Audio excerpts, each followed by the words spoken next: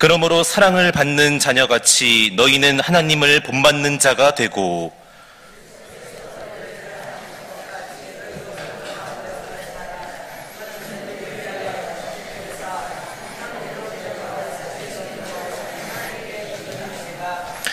음행과 온갖 더러운 것과 탐욕은 너희 중에서 그 이름조차도 부르지 말라. 이는 성도에게 마땅한 바니라.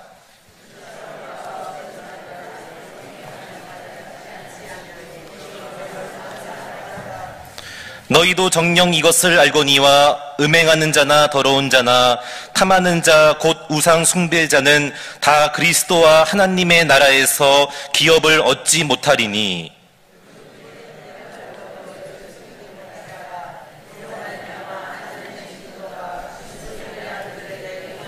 함께요. 그러므로 그들과 함께 하는 자가 되지 말라. 아멘. 은혜와 사랑의 하나님 감사드립니다. 벌써 7월 둘째 주일을 맞이하였습니다. 성도들 각자 개인적으로 육체적으로나 정신적으로 피곤하고 어려운 일이 있을 때마다 주님의 도움의 손길을 바라보며 은혜로 사는 사람 되게 해주시고 하루 한 걸음 한 걸음을 온전히 인도하여 주옵소서. 이 시간 말씀을 선포할 때도 성령께서 주장하여 주시고 우리의 마음문이 열려서 하나님의 말씀을 아멘으로 받아들이게 하여 주옵소서. 예수 그리스도 이름으로 감사 기도 올리옵나이다. 아멘. 성도 여러분, 심리학자 토마스 A. 해리슨이라는 사람이 쓴 책 가운데 I am okay, you are okay라는 책이 있습니다. 이 책은 어떤 내용이냐면 사람이 대인 관계를 4가지 유형에 의해서 하고 있다. 이 책은 무려 700만 부 이상 미국에서 팔린 굉장히 유명한 책입니다. 첫째 유형은 I am not okay, you are okay. 이건 어떤 사람이냐면요, 나는 스스로 볼 때 부정적으로 봅니다. 상대를 긍정적으로 봅니다. 그러니까 나무 집안은 다 잘 되는 것 같아요. 자식도 잘 되고 남편도 잘 되고 나는 어쩌다가 이 모양이 꼴이야. 스스로에 대해서 패배감, 열등감, 무기력에 빠져 있는 사람입니다. 이것은 여러분 신앙적 차원에서 볼 때도 굉장히 안 좋은 그런 생각을 하고 있는 사람이라고 할 수 있습니다. 두 번째 인간 유형은 I am okay, you are not okay입니다. 내가 하는 것은 뭐든지 이렇게 높습니다. 거꾸로 상대방이 하는 것은 에이 별것도 아닌 것 가지고, 이런 사람은 우월감에 사로잡혀서 다른 사람을 함부로 무시하기 쉽고 갑질을 합니다. 여러분, 예를 들어서 자기가 서울대학을 나왔다고 해서 많은 사람들 앞에서 그래도 대학은 서울대학교를 나와야지 이러면 어떻게 되겠어요? 99%가 서울대를 안 나왔는데 이 사람은 미움받는 어리석은 사람이 돼서 직장에서 아마 왕따가 되고 말 겁니다. 세 번째 인간 유형은 I am not okay, you are not okay. 나도 틀렸지만 너도 틀렸다. 이게 여러분 최악의 상태입니다. 이런 사람들이 조직폭력배 같은, 안타깝지만 그런 사람들이 많아요. 이런 사람은 협박할 때도 자기 탁 어깨에 걷어서 문신을 보여줘요. 그 다음에 소주병 딱 깨가지고 긁어요. 무슨 뜻이죠? 내가 나를 이렇게 안 돌보는데 너 내 말 안 들으면 죽을래? 협박하는 겁니다. 이런 사람은 파괴적이고 남을 해치고 나도 해치는 최악의 인간관계입니다. 토마스 해리스는 네 번째 인간 유형을 가장 좋은 인간 유형이라고 봅니다. I am okay, you are okay. 나도 괜찮고 당신도 괜찮다. 이런 사람은 객관적으로 자신을 보는 사람입니다. 내가 잘하는 분야가 있어요. 반대로 상대방이 잘하는 분야가 있어요. 목회자가 모든 걸 여러분 잘하는 거 그거 불가능한 겁니다. 때로는 부교역자들이 담임 목사님보다 잘하는 분야가 있고 부목사들이 도저히 못 따라오는 담임 목사님 자리도 있어요. 그런가 하면 목회자들이 못 따라가는 장로님들, 권사님들, 집사님들이 각자 잘하시는 영역이 있어요. 이렇게 상대방을 인정하고 상대방이 오히려 잘하는 것을 격려해주고 올려줄 수 있는 I am okay, you are okay. 나도 좋고 당신도 좋고 우리가 긍정적인 시너지 효과로 가정과 교회와 사회를 만들어가자. 이러면 여러분 그 교회와 가정과 사회는 잘 되는 겁니다. 요새 여러분 정치인들을 보면 굉장히 피곤해요. 저는 여야 누가 텔레비전에 뭐 그게 나왔다면 무조건 채널 돌리기입니다. 보기가 싫어요. 너무 상대방을 비난하니까. 긍정적이고 상대방을 하는 게 아니라 잘한 것도 무조건 고발, 못한 것은 뭐 그렇다고 치더라도 이런 차원에서 보면 우리가 신앙 안에서도 바르게 나아가야 될 요소가 있습니다. 오늘 본문은 1절에서 뭐라고 말씀하냐면 그러므로 사랑을 받는 자녀같이 너희는 하나님을 본받는 자가 되고 라고 되어 있습니다. 관계를 개선한다. 하나님과의 관계 개선은요 율법적인 사고방식이 아닙니다. 예를 들어서 어떤 집안에서 자녀를 낳았어요. 근데 여러분 이 자녀를 호적에 바로 올립니까? 좀 두고 봅니까? 우리 집사님이 그 귀여운 자녀를 갖고 있는데 저 녀석 한 7살까지 두고 봐야 되겠죠. 그때까지 효녀가 될 건지 안 돼. 그래가지고 7살 넘으면 그때 등록을 시켜줘요. 여러분 이러면 만약에 하나님께서 우리를 이런다면 우리 어떻게 될까요? 교회에 너 한 10년 다니고 얼마나 한간에 두고 보겠어. 그 다음에 내 자녀로 인정하겠어. 이러지 않습니다. 하나님은 일단 우리를 하나님의 자녀로 인정해 줍니다. 그리고 때에 따라서 불편하고 잘못된 길로 가면 좀 아쉽지만 매를 때리기도 하고 격려하시기도 하고 돌이키게 하기도 하시고 사람과 사건과 주위 환경을 고쳐가면서 그 사람을 키우십니다. 이게 아브라함, 이삭, 야곱, 요셉을 훈련시키는 하나님의 방법이었습니다. 다윗도 심지어 블레셋 적군에 가서 막 살기 위해서 미친 채 하기도 하고요, 침을 질질질 흘리고 난리가 없었어요.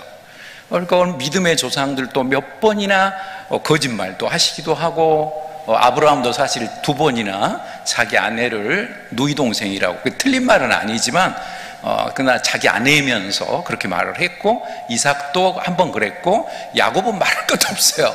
아버지 속였지, 외삼촌 속였지, 형 속였지, 정신없어요. 그러다가 언제 뒷통 당하는 줄 아세요, 여러분? 자기 아들들한테 요셉이 죽은 줄 알고 뒤통수 맞았어요. 그래서 13년 동안 요셉이 죽은 줄 알았어요. 17살에서 30세까지 13년 이상을 자기의 아들 죽은 줄, 13년보다 더 많은 것 같아요. 7년, 6년이었으니까 아마도 20년 이상을 속았어요. 다 하나님께서 그렇게 훈련시키십니다. 그리고 그 사람을 하나님 보시기에 합당하게 만들어 주십니다. 이것을 신앙적 차원에서 보면 저와 여러분이 믿음의 행함으로 보는 게 아니라 우리의 존재를 하나님의 자녀로 먼저 바꿔주시고 그 다음에 우리를 하나님이 인도해 주신다, 이렇게 볼 수가 있습니다. 저와 여러분이 교회에서 봉사할 때, 또 부모님을 잘 모실 때 태도가 있습니다. 내가 교회를 위해서 열심히 봉사하며 부모님을 잘 모시면 하나님이 그걸 보고 복을 주실 거야. 이거 여러분 눈치형입니다. 하나님에게 내가 요만큼 하니까 하나님이 요만큼 주세요. 이거는 경제적으로 기브 앤 테이크하고 똑같습니다. 내가 요만큼 할 테니까 요만큼 복을 주세요. 11조 했으니까 여기 30배, 60배, 100배 주세요. 이게 하나님이 뻥튀기 하시는 분입니까? 그게 아니라는 거예요. 정말 훌륭한 자녀는 나를 태어나게만 해요. 재산은 물려주고 안 물려주고 이게 문제가 아니에요. 우리 부모니까 하나님께서 저분을 통해서 나를 지금 이 순간 여기까지 오게 했으니까 무조건 부모님을 존경한다. 마찬가지입니다, 여러분. 하나님이 우리의 조건, 육체가 건강하고 경제적으로 여유가 있고 뭐 기도만 하면 팍팍 이루어지고 막 귀신이 나가고 병 고쳐지고 이런 능력이 없어도 하나님의 자녀로 나를 만들어 주셨으므로 이미 기뻐해요. 행복한 마음이 있어요. 이런 사람이 성숙한 그리스도인이라는 겁니다. 오늘 본문을 보면 그러한 그리스도인을 은혜를 체험한 존재라고 표현합니다. 그렇다면 오늘 본문에서 구체적으로 은혜의 존재를 어떻게 표현하고 있을까요? 기독교인의 생활 원리로 첫째는 사랑받는 하나님의 자녀이기 때문에 하나님을 본받는 자가 되라고 1절에서 말씀을 하고 있습니다. 이미 하나님의 자녀가 되었다. 이것이 존재론적인 측면입니다. 이게 안 되시면요, 이렇게 가다가 자동차가 갑자기 고장이 났어요. 저도 지난 주일에 황당한 일이 있었는데 정말 아침에 일찍 일어나서 이제 교회를 오려고 2부 예배가 9시였잖아요 원래. 그거 하려고 시동을 안 돼요. 빨간불이 쫙 다 들어오면서 이것도 고치고 저것도 고쳐야 된대요. 그래서 인터넷으로 네이버를 검색해 봤더니 99% 배터리가 나간 거예요. 그래서 삼성화재 제가 하는데 연락을 해가지고 이거 긴급 서비스를 불렀더니 한참 있다 와요. 그래서 아예 바꿔달라고 그랬어요. 배터리를. 이거 어설프게 이거 충전만 하다가는 큰일 날 것 같아요. 그랬더니 갑자기 멀쩡해졌어요, 차가. 그런데 그날, 지난주는 우리 아시다시피 2부 예배 제가 안 와도 되는 날이었어요. 왜냐하면 3부 예배에 우리 중고등부가 몰아가지고 그러니까 속으로 야, 어떻게 1년 사이에 유일하게 중고등부에 늦게 와도 되는 날에 고장이 났을까? 이거 할렐루야네 이거? 이런 생각이 들었어요. 근데 거꾸로 생각하면 왜 하필 재수없게 주일날 이러면 고장이 나고 이렇게 생각할 수 있잖아요. 하나님의 자녀는 여러분 모든 것을 긍정적으로 봅니다. 병이 들면 병이 든 대로, 경제적으로 힘들면 힘든 대로, 누구하고 갈등이 있으면 있는 대로 다 긍정적으로 생각을 해버리면 놀라운 것은 그런 사람들은 그런 어려움을 훨씬 쉽게 극복한다는 겁니다. 오늘 본문에서 하나님의 자녀라면 하나님을 본받는 것이 중요합니다. 자, 그런데 오늘 본문에 앞서서 우리가 십계명에서 중요한 원리가 나옵니다. 출애굽기 20장 2절을 보면 나는 너를 애굽 땅 종되었던 집에서 인도하여 낸 내 하나님 여호와니라. 이게 대전제예요, 여러분. 신학자들은 이 대전제를 십계명에서 정말 중요한 신앙적 원리로 봅니다. 왜냐하면 400년 동안을 노예로 있었어요. 근데 하나님께서 애굽에서 너희를 자유롭게 한 사람이 바로 나야 전제를 하시면서 그 다음에 뭐를 말씀하셨냐면 10가지 계명을 주시는 거예요. 나 외에는 다른 신을 두지 마라, 우상을 숭배하지 마라, 내 이름을 망령되이 일컫지 마라, 안식일을 거룩하게 지켜라, 내 부모를 효도해라. 이렇게 10계명을 하나하나 말씀하십니다. 즉 여러분, 우리가 자칫 잘못하면 10계명을 율법적으로 지키려고 노력을 할 수가 있어요. 아니에요, 여러분. 우리 10계명 다 못 지켜요, 여러분. 이거 지킨다고 생각하니까 병이 생겨요. 못 지켜요. 예수님께서 우리가 못 지키는 걸 알고 믿음으로 의롭게 하려고 십자가를 지시고 부활하신 겁니다. 다만 우리는 그 10계명을 지키려고 노력은 해요. 바로 여기에 은혜 중심적인 사람이 있습니다. 이게 잘못되면은요, 뭐 한가를 내가 잘못 저질렀다. 예를 들어서 우리 많은 교인들 가운데 어쩔 수 없이 직장 때문에 주일날 빠질 수가 있어요. 직장에 나가야 돼서 불가피하게. 내가 하는 사업이 아니고 직장일 때. 그럼 내가 주일을 못 지켰는데 나는 이제 그 다음에 어떻게 될까? 코로나가 한 번 더 내가 걸리려나? 이러시면 안 된다는 거예요. 그 안에서도 내가 믿음을 지키려고 노력하고 오후 예배라도 나온다거나 이렇게 내 나름대로 믿음에 최선을 다하면 하나님께서 우리의 형편을 아시고 우리의 존재를 바꿔주셨기 때문에 하나님의 자녀라는 것을 되어 있기 때문에 구태여 율법적으로 10계명 하나하나 다 안 지켜도 우리를 사랑하시고 은혜 가운데 인도하신다는 겁니다. 여러분, 바로 그 자체, 하나님을 본받는다는 것은 은혜 중심적인 사람으로 산다는 것을 기억하시기 바랍니다. 다음으로 기독교인의 생활리로 두 번째는 그리스도께 사랑받았으니 사랑 가운데서 행하라고 하십니다. 오늘 본문 2절을 한번 같이 볼까요? 2절 말씀을 우리 함께 읽어보겠습니다. 함께 읽습니다. 그리스도께서 너희를 사랑하신 것 같이 너희도 사랑 가운데서 행하라. 그는 우리를 위하여 자신을 버리사 향기로운 제물과 희생제물로 하나님께 드리셨느니라. 아멘. 여러분, 사랑을 못 받은 사람들은 공통적으로 사랑 결핍증이 있다고 그래요. 우리가 잘 아는, 지금은 영국의 왕이 된, 한때 찰스 황태자였다가 지금 이제 영국 왕이 되셨죠.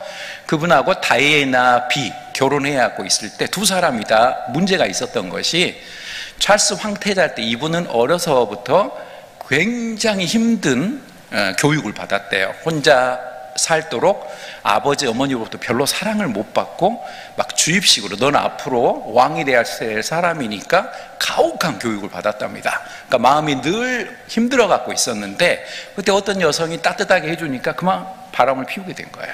자기를 안아주고 품어주고 그렇게 되고, 사실 외형적인 것으로만 보면 집안이나 다이애나 비가 압도적으로 앞서는 사람이에요. 집안도 좋고 외모도 뛰어나고 더 똑똑해요. 그런데도 바람이 났다는 것은 그 마음을 헤아려 주지 못했다는 거죠. 반대로 다이애나비도 자랄 때 별로 순탄하지 않았답니다. 원래는 찰스 황태자가 다이애나비의 언니하고 결혼하려고 했는데 언니가 그 본질을 꿰뚫어 본 거예요.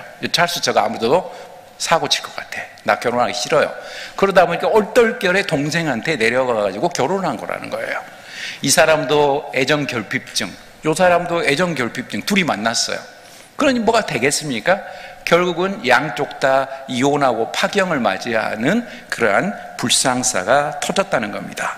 여러분, 참 사랑의 뿌리는 하나님께 있습니다. 내가 하나님으로부터 사랑을 받고 있다 이러면요, 어떤 백신보다 강하게 우리의 인생에 있어서 힘있는 삶을 살아갈 수 있습니다. 내가 하나님부터 사랑을 받는데 좀 배가 좀 고프면 어때요? 국수 먹어도 되고 밥을 먹어도, 물론 밥이 조금 더 맛있긴 하더라고요. 오늘 낮에 먹어보니까 국수보다는 낫기는 해요, 확실히 밥이. 하지만 뭐 이것도 괜찮고 저것도 괜찮고 뭐 빵을 먹을 수도 있고 뭐든지, 이것 하나만 얼마나 감사한가. 그 마음이 있는 사람은 하나님 앞에서 충성하게 되어 있습니다. 성도 여러분, 가끔 제가 말씀드리지만 고난을 오히려 쉽게 극복하는 가장 좋은 방법이 감사예요. 이 감사는 땡스라고 영어로 말을 하는데요, 이거는 내 인격 전체가 하나님을 향해서 향하는 마음입니다. 근데 그 전에 think라고 하는 것은 A가 I로 바뀌면 생각하다가 돼요. 사실은 생각 없이 감사하는 것보다는요, 생각하고 감사를 해야 되는데, 그 생각이 내가 하나님의 아들이다, 내가 하나님의 딸이다, 나는 하나님으로부터 사랑을 받고 있다, 이 생각을 하면서 감사하는 사람하고 그냥 감사해, 감사하면 그냥 믿음이 좋아진대, 이거하고 달라요. 여러분, 진짜로 내가 하나님의 자녀니까 스스로 감사하는 사람하고 새벽기도 나오고 수요예배 나오고 11조 잘하고 뭐 봉사하고 그러면 하나님이 복을 주실 거야, 잘못하면 이게 율법적 사고방식이 돼요. 이게 감사함으로 그런 행동을 해야지, 그걸 함으로써 하나님 저 몇 배 더 복을 주시려고 그러세요? 이렇게 거래적으로 하게 되면 문제가 된다는 겁니다. 그러므로 참 사랑의 뿌리를 하나님께, 즉 하나님의 사랑을 받았고 지금도 사랑받고 있고 앞으로 하나님 나라를 떠날 때까지도 하나님의 사랑을 받겠다, 여러분 그런 마음을 가진 사람이 믿음의 승리자가 됩니다. 여러분, 아무리 어떤 사람이 사회적으로 많은 사람이 부러워하는 직업에 있어도요, 그게 자기가 행복하지 않으면 아무 의미가 없어요.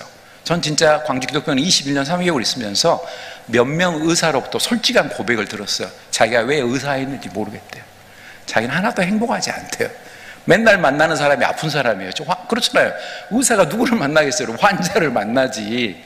밥 먹을 때나 같은 동료 의사나 간호사들하고 같이 밥 먹는 거고, 보통 때는 맨날 진료실에서 환자 만나고 아니면 수술실에 들어가서, 여러분이 생각하는 것처럼 수술실 낭만이 없어요. 여러분, 환자 심지어는 얼굴도 가려놓고요, 거기 수술할 부위만 딱 구멍 내놨어요. 그래 그거 뜨 심하게 표현하면 뭐 이렇게 고깃덩어리 뜨, 죄송합니다만은 그런 기분으로 하고 돌아와요. 피 봤어요. 칼제비들이라고 그래요. 자기가 스스로 외과 의사들이 칼제비가 오늘 피를 봐고 별로 재미가 없어요. 그래서 제가 농담 삼아 이야기하잖아요. 의사 집안에서 제일 좋은 사람은 부인하고 애들이라. 아버지가 번 돌 실컷 쓸 수 있으니까. 정작 본인이 행복이 없어요. 제 선배 목사님 가운데 카톨릭 의대를 다니다가 예과 2학년 때 회심한 분이 계세요. 난 도저히 의사로 행복하지 않다고 느꼈어요. 갑자기 어디를 갔냐면, 영어는 원래 이분이 잘하는 분이니까 대학교 3학년을 엉뚱하게 중앙대학교 문해창작학과로 편입을 하셨어요. 글을 쓰는 사람이 돼버렸어요, 갑자기. 그랬는데 또 4학년이 딱 돼가지고 졸업을 해서 브리테니카 사전이라는 곳에 취업을 했는데 잘 나갔어요. 영어를 워낙 잘하니까. 우리나라 최초로 브리테니카 사전을 한글로 번역한 사람이에요. 그렇고 영어를 잘해요. 한 5년 하다 보니까 재미가 없더래요.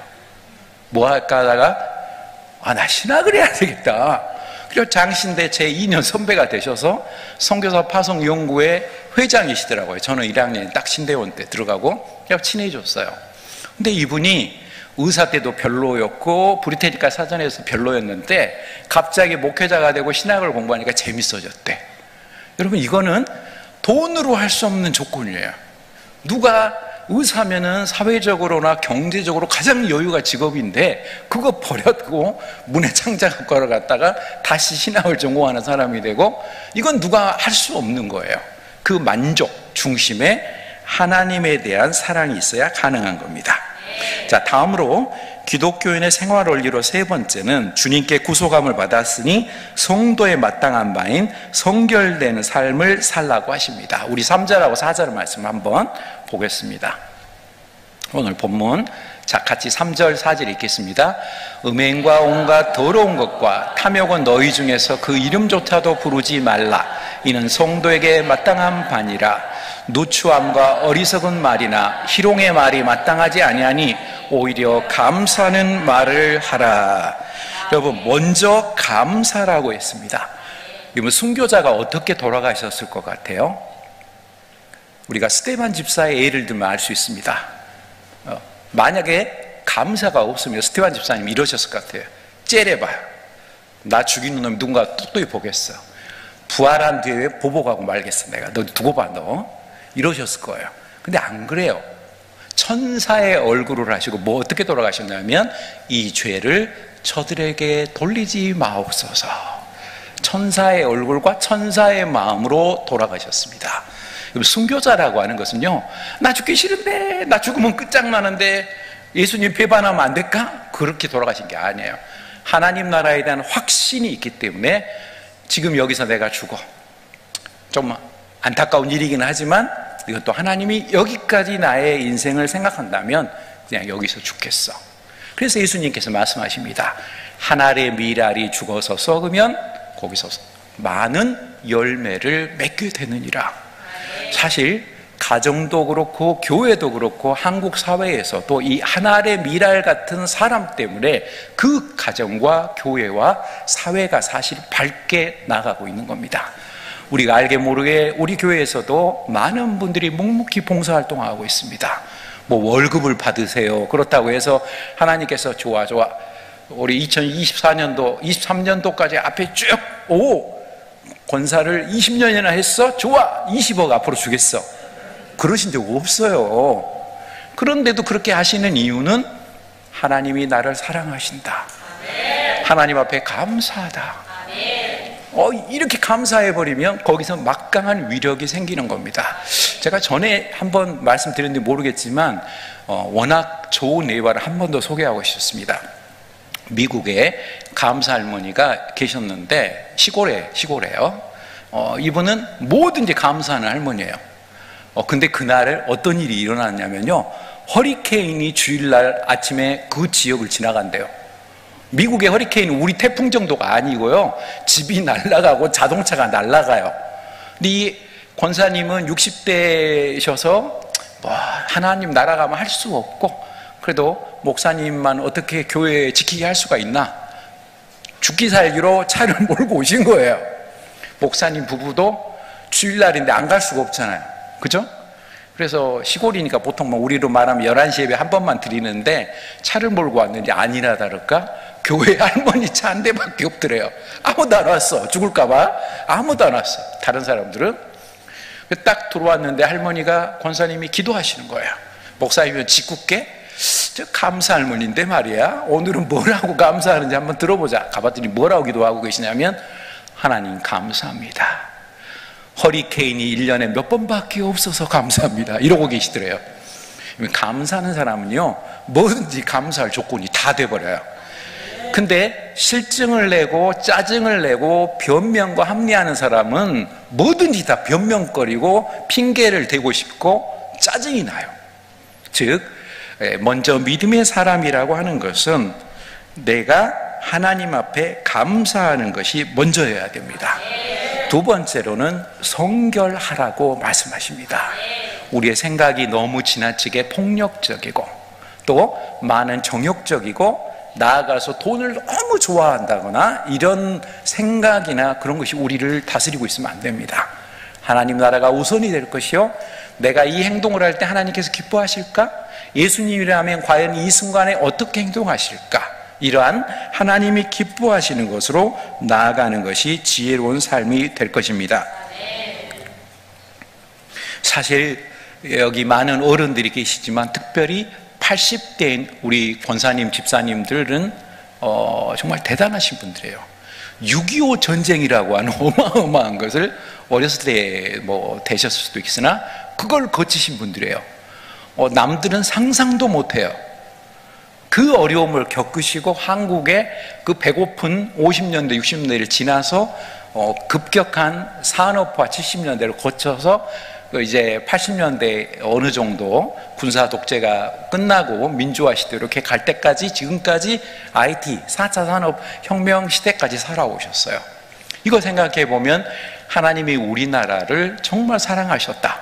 전 세계에서 외국의 지원을 받아서 다시 외국을 지원하는 나라로 바뀐 나라가 여러분 한 손가락 안에 들어갑니다. 그게 우리 대한민국입니다. OECD 국가로 우리가 네팔이라든가 아프리카의 방글라데시 많은 나라를 돕고 있습니다. 예전에는 그저 6.25 전쟁 같으면 기부미 초콜릿, 이거 유명하잖아요. 초콜릿 하나 주라고 미군들 쫄랑쫄랑 따라다니고, 미군들이 먹다 남은 거 그냥 더럽게 먹기가 뭐하니까 그걸 모아갖고 끓인 게 의정 부대찌개. 원래는 안 좋은 거였어요. 그냥 여기저기 그냥 끓여 먹는, 거린들이 여기저기서 밥을 얻어서 흰밥도 있으니까 꼭 끓여서 불려서 먹던 그거를 미군에서 받아왔으니까 거기 고기가 좀 들어가서 그게 부대찌개가 된 거거든요. 그런 나라가 지금은 솔직히 말씀드려서 너무 잘 살다 보니까 지금은 우리가 음식물 쓰레기를 막 버리잖아요. 북한에서 오신 분들이 그거 정말 아깝다고 그런대요. 우리가 버리고 있는 음식물 찌꺼기를 죄송하지만 북한에 주면은 북한 사람들이 우리 1년에 버리는 게 북한 사람들이 2년 산답니다. 그 1년 음식물 쓰레기로. 그 정도로 우리가 부자가 됐어요. 그러면 여러분 감사해야 되는 거 아닙니까? 그런데 내가 조금 힘들다고 해서 하나님이 왜 이렇게 나를 자꾸 때리시나? 왜 하나님이 나를 미워하시나? 이러면 안 된다는 겁니다. 성도 여러분, 우리는 좀 더 미래까지 생각하는 삶이 되어야 합니다. 어떤 70대 부부가 시골에서 은퇴해서 살고 계셨습니다. 이분이 사과나무도 심고 감나무도 심었어요. 묘목이 이제 자랍니다. 지나간 사람이 물어보더래요. 이분들이 이제 70대 중반쯤 되는데, 근데 사과나무, 감나무 이것은 유실수로 보통 3년, 5년 지나야 먹기 시작하는 거거든요. 바로 그 해에 먹는 게 아니고. 아이고, 할아버지, 할머니 그거 심어서 언제 먹으려고 그런 거 심고 계십니까? 그런데 이분들이 그러셨대요. 내가 심어서 못 먹으면 우리 자녀들이 먹으면 되지요. 나 전에 우리 아버지, 할아버지가 먼저 심어서 아버지가 드셨고, 아버지가 심어서 내가 덕을 봤습니다. 그러면 이제는 내가 심어서 우리 자녀들에게 주고, 우리 자녀도 먹고 나면 우리 손자, 손녀에게 주면 되는 것이지요 하고 미소를 지었다고 그래요. 성도 여러분, 이게 지혜로운 신앙생활입니다. 나 때는 경제적으로 어렵고 내 뜻대로 사회적으로나 신앙적으로 안 될 수도 있어요. 근데 하나님이 굽어 살피십니다. 나 때는 좀 어려웠어도 내 기도에 하나님을 향한 간절한 기도가 우리 자녀, 손자, 손녀, 후손들에게 놀라운 복으로 돌아오게 될 것입니다. 성도 여러분, 어떻게 생각하십니까? 그리스도를 인하여, 그 은혜로 인하여 나 된 나, 오직 은혜로 인하여 된 나를 생각할 때 이제 내 앞에 놓여져 있는 모든 일이 더 이상 문제가 아닙니다. 문제는 문제로 생각할 때만 문제고, 이 문제가 아니고 내가 이걸 극복함으로 내가 일보 후퇴했다가 이보 전진하는 디딤돌로 생각하면 이건 더 이상 장애물이 아니라 내가 이걸 밟고 더 훌륭한 신앙의 사람으로 될 수 있는 디딤돌에 불과할 뿐입니다. 그러므로 우리는 모든 것이 은혜입니다. 오늘 그 마땅한 길을 생각하고 당연히 할 일을 할 뿐입니다. 여기에 그리스도인의 자유가 있고 하나님이 우리를 하나님의 자녀로 만들어주신 놀라운 권세와 은혜가 있습니다. 그리고 이렇게 살아가는 사람들에게는 더 이상 그 어떤 것도 장애가 되지 않습니다. 누가 이렇게 하라 저렇게 하라 명령해서 하는 것이 아니라 새벽 기도회든 주일 오후 예배 수예배든 말씀을 백독을 하든 모든 게 은혜요 감사해서 내가 자원해서 스스로 하는 겁니다. 거기에 진정으로 하나님으로부터 큰 100배 이상의 복을 받는 비결이 있습니다. 오늘 우리는 이러한 관점에서 하나님의 사랑을 받는 자로 저와 여러분이 하루하루의 삶을 채워가는, 그러므로 그 열매를 놀랍게 맺어가는 복된 그리스도인의 길을 걸어가기를 주님의 이름으로 축원합니다. 기도하겠습니다. 은혜로우신 하나님 감사드립니다.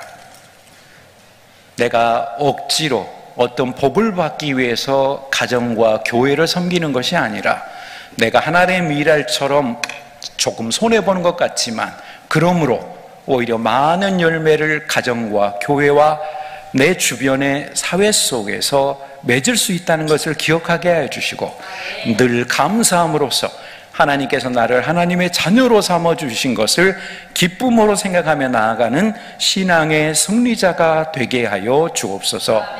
오늘 오후 예배 나온 모든 성도들과 그 가정을 굳게 붙들어 주시고 믿음의 승리자들이 되게 하여 주옵소서.